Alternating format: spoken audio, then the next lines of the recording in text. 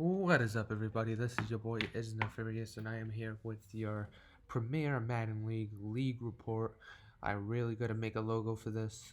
Right now, we just got the Premier Madden League logo in the generic version as our logo for the league report, but I should probably get to that along with everything else. Uh, but if you haven't watched the league report before, this is a report about the league pretty much. So sometimes I go through stats. I'll go through every game that was played this week. We have game of the week highlights. Um, we talk about the injury report, new injuries only. Then we'll talk about some guys on the trading block.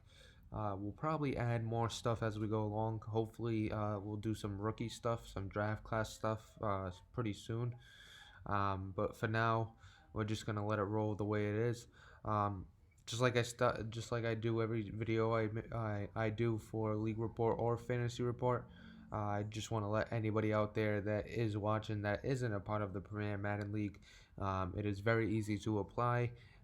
We have tryout tournaments and we have a B League that you could join. All you have to do is go to premiermadden.com, and on the information bar you'll see the word apply. Hit apply, fill out the form. It'll get sent straight to the commissioner.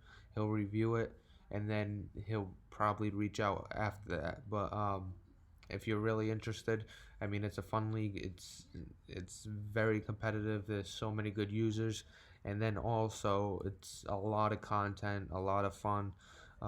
Good bunch of guys, really good bunch of guys. Some trolls, some down to earth guys. You just gotta get used to everybody, but you get to learn how people react and how people act and what makes them tick. But if you're interested, like I said, premiermadden.com, hit apply, and we'd be happy to have you. We probably are gonna have a opening real soon, so I would definitely hit that apply button. Let's jump into the game of the week. So this is our PML game of the week. We got the Jets at the Bills. Both are undefeated, both 4-0. So this is going to be a nice little game of the week. Somebody's going to get their first loss. Let's dive right into the highlights. As you can see here. All right, so we are at the Buffalo Bills. So it's Jets are away, Buffalo Bills are home. And let's see what the Jets are able to do on the road. As you can see, they're going to start off with the ball first play. Very first drive, very first play of the game. Sam Darnold's in the shotgun. He's pointing stuff out. He's going to fake a throw, and then he's going to get sacked for a fumble, but it's picked up by Le'Veon Bell, and Le'Veon Bell's going to take it a few yards. So crisis averted there. He was able to get his own fumble and also get a positive gain on that. So that was really big crisis that could have happened. Here comes Sam Darnold looking to make something happen, and he gets intercepted at the 1 yard line. So the Bills have the ball at the 1. Let's see if they're able to, get some space. And it's going to be a safety by Blake Cashman. Nice tackle there, giving them a safety. 2-0 lead for the New York Jets. They're going to be in the red zone here within the 3 yard line. Sam Darnold's pointing stuff out. He's in the shotgun, but it's a bunch set. A heavy set. He's taking a look. He's throwing over the middle of the field, and it's going to be another interception. This time it's going to be taken out to the 1, but this time they're able to get out of the 1 yard line without a safety. Here comes the Bills. It's going to be a handoff and a touchdown, making it 7-2. So 7-2 here. Sam Darnold late in the second quarter. 49 seconds to go before halftime. Sam Darnold's throwing some hot routes out there. He's going to make a throw to the corner, and it's picked off again. 3 interceptions within the first half by Sam Darnold and the New York Jets. It's not really going well for him. Here comes Joe Flacco taking over for the suspended Josh Allen. He's got a shotgun look here. 2 wide receivers on his left and 2 wide receivers on his right. Well, 1 wide receiver and 1 tight end on his right. He's going to look up the middle to Sammy Watkins, and it's a touchdown. Nice catch there. Nice throw. It was in a tight window, but he's able to get that, making it a 17-2 game. Here we're going to pick it up in the fourth. 7 minutes ago, Joe Flacco, 17-2. Bills are all over the Jets right now. And it's going to be an interception by Jamal Adams, giving the Jets the ball in a 17-2 game. And the very next play after that interception, Sam Darnold's in the shotgun. He's taking a look at everything. A couple audibles by the defense for the Bills, and they're going to leave the middle wide open for Robbie Anderson, who's going to take it to the house, making it a 17-10 game after a 2-point conversion. Here comes Sam Darnold, one score down, 17-10. He's gonna get strip sacked again, but once again, it's picked up by the Jets' offensive guy. So no harm, no foul there after another strip sack. So he got lucky twice. Here he is in the red zone. He's gonna hand off to Trent Cannon, I believe that's his name. It's something Cannon, and he's gonna take it to the outside and take it inside the pylon. Here's a 17-17 game, and it's under 2 minutes, so I could tell that the Jets were just trying to let him score. So 24-17, the Jets need to get something going. 32 seconds left. Let's see if they're able to punch it in the end zone and take this thing to overtime at least. Sam Darnold's rolling back. He's going to chuck it downfield, just a prayer ball, and it's going to get intercepted, and that's pretty much going to put the salt in the wound or the nail in the coffin.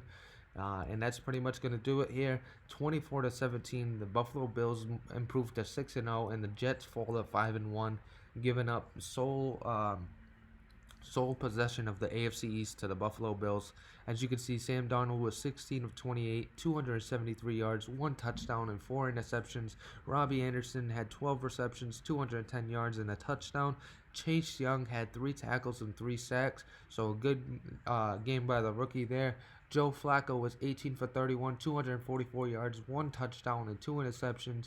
Not really missing Josh Allen yet. I believe that's 6 touchdowns and 2 interceptions in 2 games for Joe Flacco, so he's been performing well ever since taking over. Sammy Watkins, 17 receptions, 176 yards, and 1 touchdown.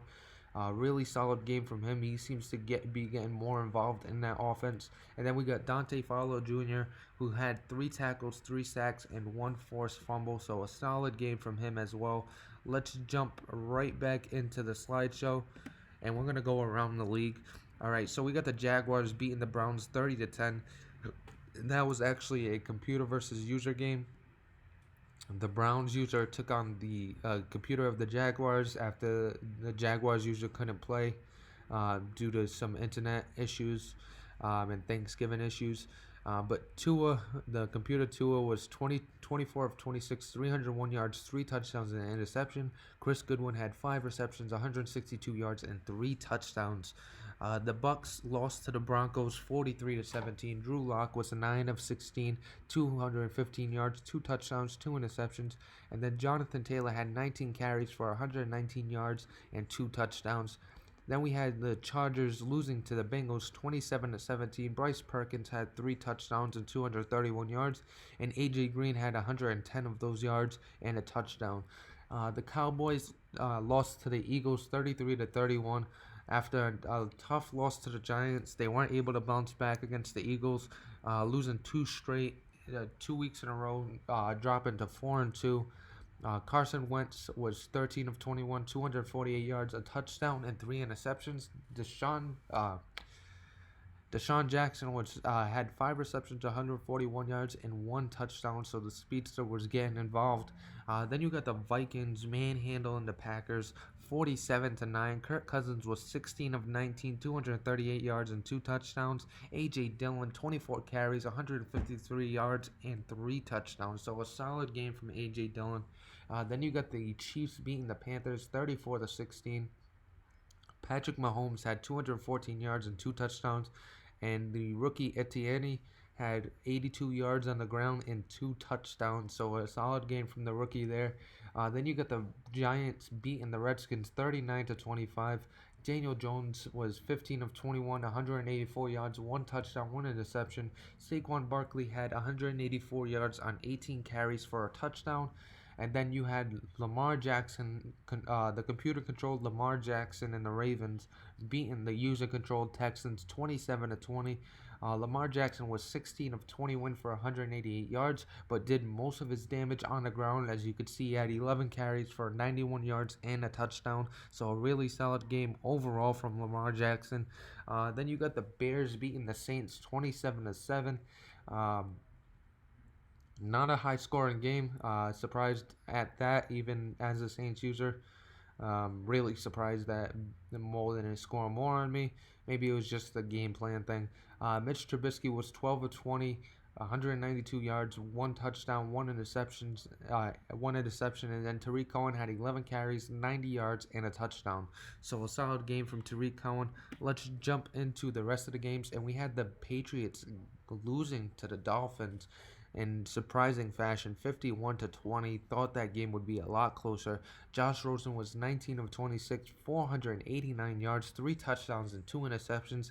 After losing his job to Khalil Tate earlier this season, he seems to have taken it back, and he's not looking back. The offense has flourished since he came back, and they are absolutely on fire.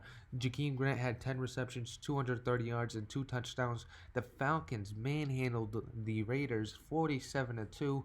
After a possible game of the week vote, the Raiders reverted back to their old ways. Um, absolutely getting destroyed this week.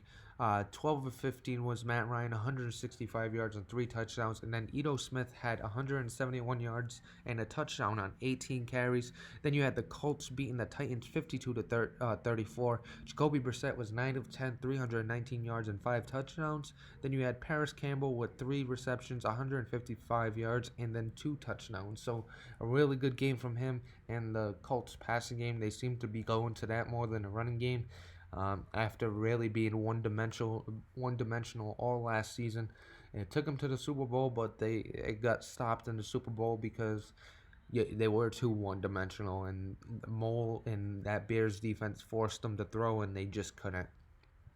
The last but not least game, you got the Cardinals beating the 49ers 24-17.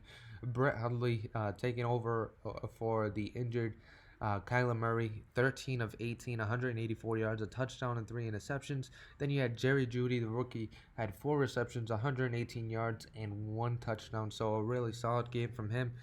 Let's jump into the power rankings. So after this week, this is actually last week's power rankings, as you can see. You saw that last video. Just take a look at it before we move on. We're going to take a look at some of the changes. So we have a few changes here. The Kansas City Chiefs jumped over the Dallas Cowboys, who lost 2 straight. The Kansas City Chiefs are 4-1. Dallas is now 4-2. I think after a tough loss to the Eagles, who were 1-3, had to knock them down 1. Then we got the Broncos, who moved up. They are now 4-2. The Patriots are 3-3. And then we have the Bengals, who moved up, who are 4-2. Hold on 1 second. Well, I'll get her in a second. And then we got the Steelers, who moved down 2-3. And then we got the Eagles, who moved up, who are also 2-3. And the Packers moved down at 3-3.